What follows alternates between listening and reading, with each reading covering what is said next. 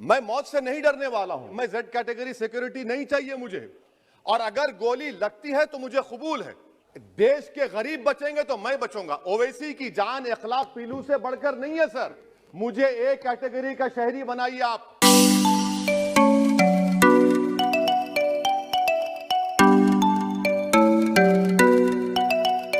मैं मौत से नहीं डरने वाला हूं। हम सबको जाना है इस दुनिया से, बल्कि मैंने कह दिया कि मैं इस वतन में पैदा हुआ, मेरी मां की कोख से तो जमीन पर लिटाया गया। जब मेरी आंख बंद हो जाएगी तो इंशाल्लाह औरंगाबाद की जमीन मुझे दफनाया जाएगा।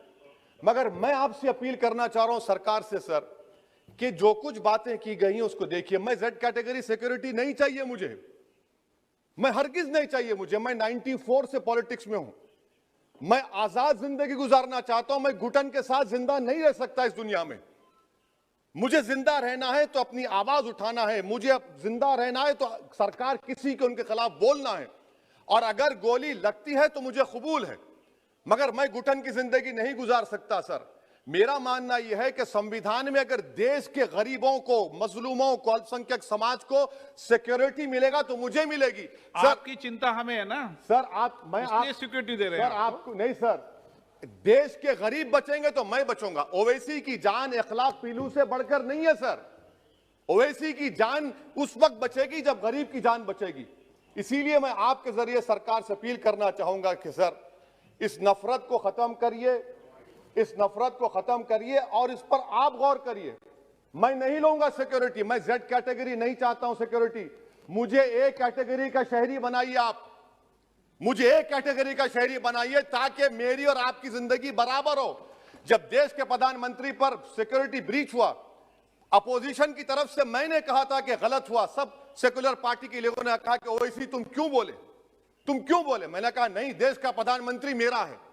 सिक्योरिटी ब्रीच हुई तो एक्शन लेना चाहिए, मगर 4 मर्तबा के एमपी पर कोई 6 फीट के फासले से 4-4 गोली चलाता है। मुझे मौत है, हम सबकी मौत है, मगर मैं इन गोली चलाने वालों से डर कर खामोश नहीं बैठने वाला हूं।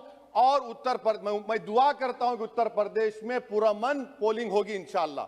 उत्तर प्रदेश की जनता गोली चलाने वालों का जवाब बैलेट से देगी, नफरत का जवाब मोहब्बत से देगी, और कमजोरों को दबाने का जवाब हिस्सेदारी से देगी। मेरी आपसे गुजारिश है सर कि मुझे जेड कैटेगरी नहीं चाहिए, मैं रिजेक्ट करता हूं। आप इंसाफ करिए सर, उस पर यूएपीए लगाइए। और इनके दिमाग कौन है?